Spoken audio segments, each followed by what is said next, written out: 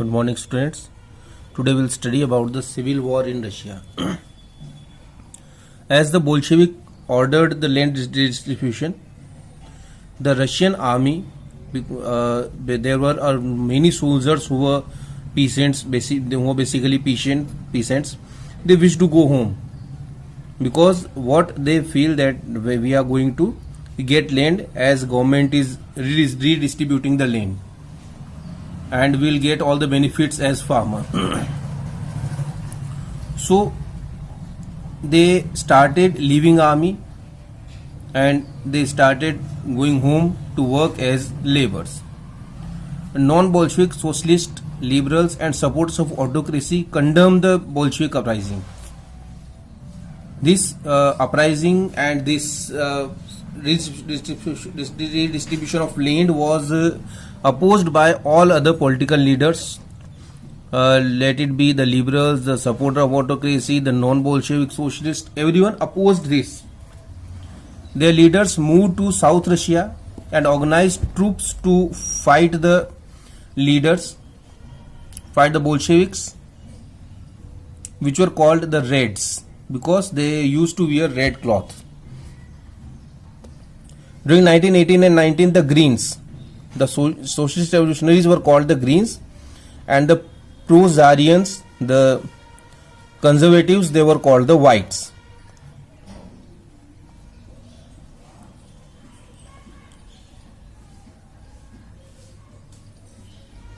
So the Greens and the Whites, they have controlled on most of the Russian Empire, and they were backed by, they have support from France, America, Britain and Japan. All those forces who were worried at the growth of socialism in Russia, because what they are doing in Russia, if same thing happen in any other country, the kings has to lose power, as well as the system is going to be disturbed. As these troops and the Bolshevik fought a civil war, looting, banditry and famine became common. Supporters of private property among whites took harsh steps with peasants who had seized land. Such actions led to loss of popular support for the non-Bolsheviks. As the Bolsheviks have distributed the land, the farmers seized the lands, and what the whites, it means the pro-Tsarian leaders done, they use very harsh steps. They beaten up the farmers, they've killed many farmers. So all these steps which were taken by the landowners, it lose support for the non-Bolsheviks. The peasants, the farmers and the poor section of society, they were completely against the non-Bolsheviks. By January 1920, the Bolsheviks controlled most of the former Russian Empire. And as the civil war goes forward until January 1920, the most of the Russian Empire was controlled by the Bolsheviks. They succeed due to cooperation with the non-Russian nationalist and Muslim Zadidist. So this is how the civil war was won by the Bolsheviks. In Khiva, in Central Asia, Bolshevik colonies brutally massacred local nationalists in the name of defending socialism. In this situation, many were confused about what the Bolshevik government represented. People were supporting Bolsheviks, but their deeds, their works were as on which they cannot believe, and they were very much confused that what they are going to do. At a place they are fighting for the country, they are working with the nationalist people to change the system in the country, and on other place in Central Asia, they killed many nationalist people. So it was a situation of confusion that should they be supported or not.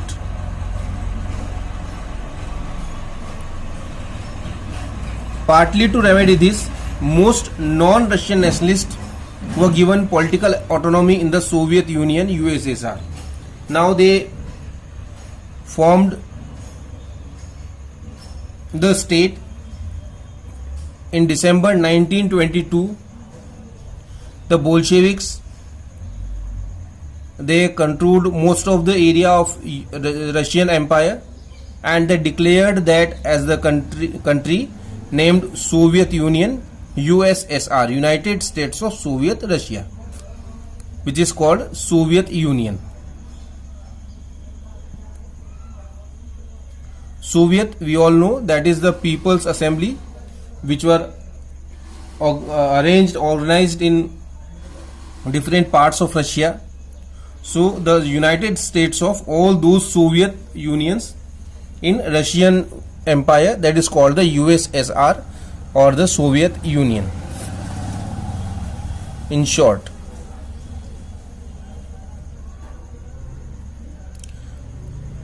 So in this USSR, most of the non-Russian nationalists were given political autonomy so that they may get a few support from other countries as well.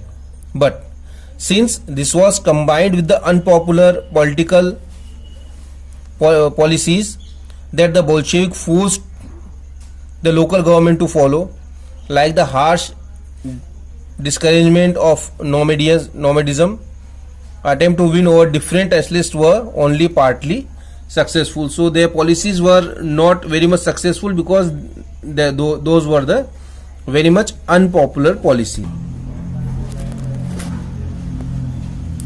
Now, how the socialist society was made? During the Civil War, the Bolsheviks kept industries and banks nationalized. What Bolsheviks done during the Civil War? They nationalized the industries and the banks. It means the private properties were handed over to government. They permitted peasants to cultivate the land that had been socialized.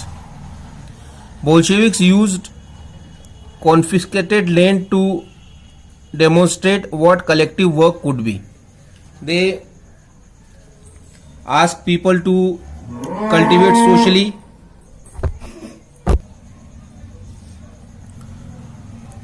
and they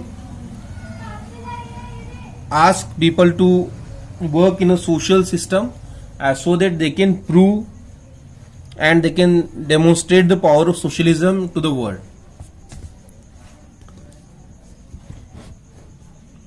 A process of centralized planning was introduced. What they done? They introduced the system of centralized planning.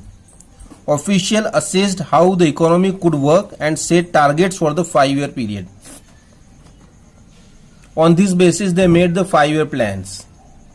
The government fixed all prices to promote industrial growth during the first 2 plans. They appointed some officials who assessed this economy. They decided the target, that how much growth we should attain in next 5 years. These were called the 5-year plan. The same policies were started in India as well. When we got the freedom, we also worked with 5-year plans. So in the first 2 5-year plans, the government fixed all prices, the price of all the items, so that the industrial growth can be promoted.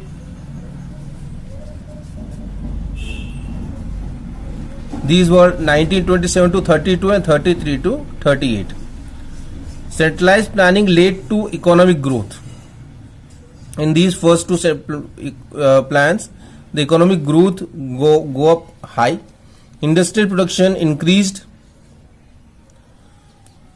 between 1929 and 23 by 100% in case of oil, coal and steel. These three items were increased for 100%. It means the production goes double. And in other also there was increase, but not as per this much. And as the production was increasing, what happened? That the new factory cities came into being. The factories,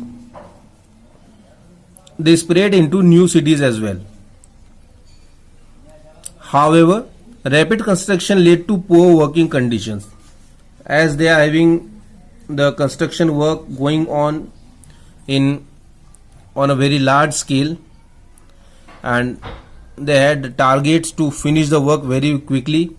So the working conditions became very difficult for the people. In the city of Magnitogorsk,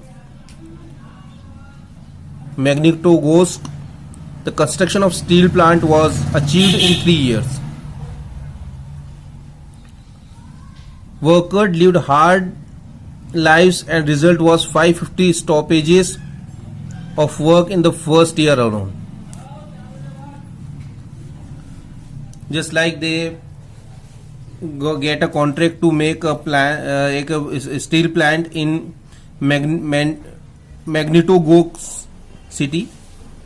Now to construct that steel plant, they have a target to finish it in 3 years, and it was a very big target. It cannot be done in this much time. So the workers, they have to work 24 hours regularly for next 3 years, and the life for them became very hard. And what was the result? The work has to stop for 550 times in 1 year. In living quarters, in the winter time at 40 degree below, people had to climb down from the 4th floor and dash across the street in order to get to the toilet.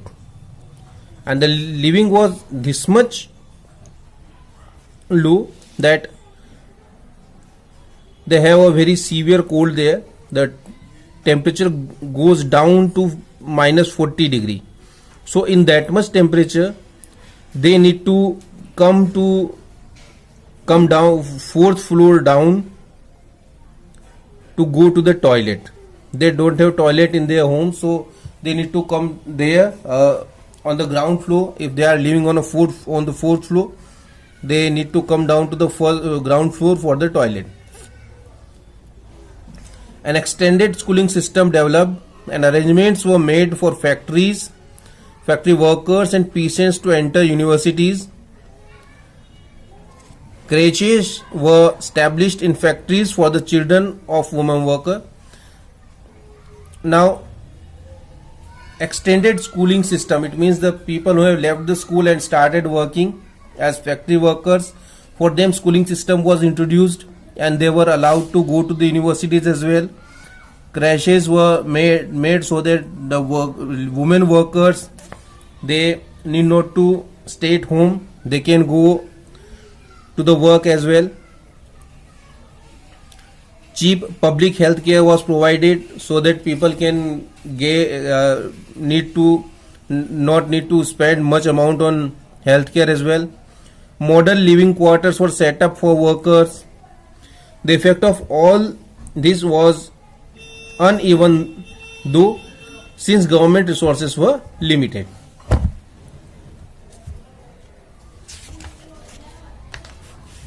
So this is how they created the socialist system in the country. Now we talk about the period of Stalin.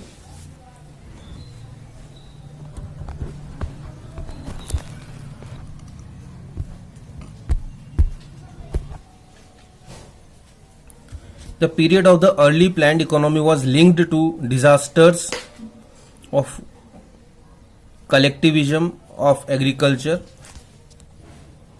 By 1927-28, the towns of Soviet Russia were facing an acute problem of grain supplies.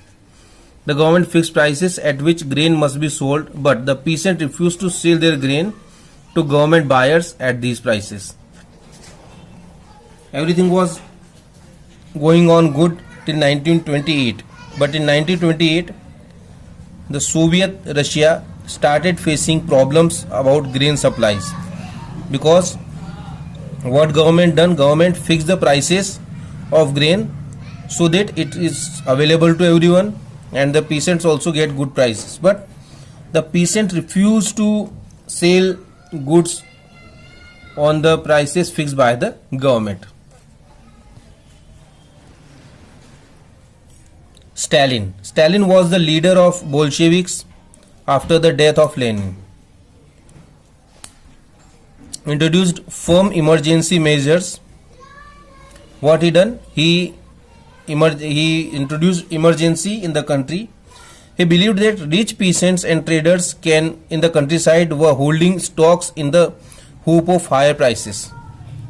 What he say that the rich farmers, the rich peasants and the businessmen who are working in the countryside, traders, they have a very high stock of goods and they are not supplying the goods in the market because they want to supply all these on the higher prices.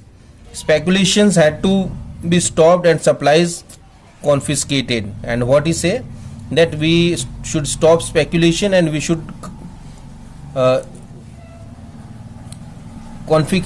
confiscated to the supplies and we should start the supplies. In 1928, party members tortured grain producing areas, supervising enforced grain collection and riding kulkas, the name for well-to-do peasants. The rich peasants, they were named the kulaks. So in 1928, Stalin sent a party members group to grain producing area. They toured there. They supervised the grain collection and they raids the kulaks. Kulaks, it means the rich peasants. As shortage continued, the decision was taken to collectivize farms.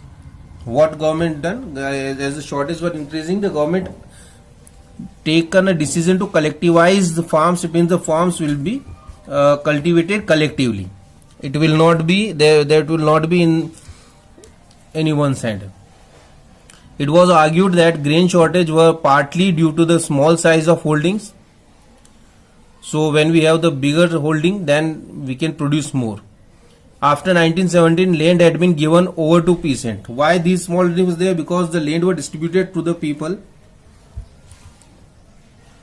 and these small size seized peasants' farms could not be modernized, and because the farms were very small, so they cannot be modernized. So to modernize the farms and the goods, make a good system, and to eliminate kulaks, the land was taken away from peasants and established state controlled large farms. What government done?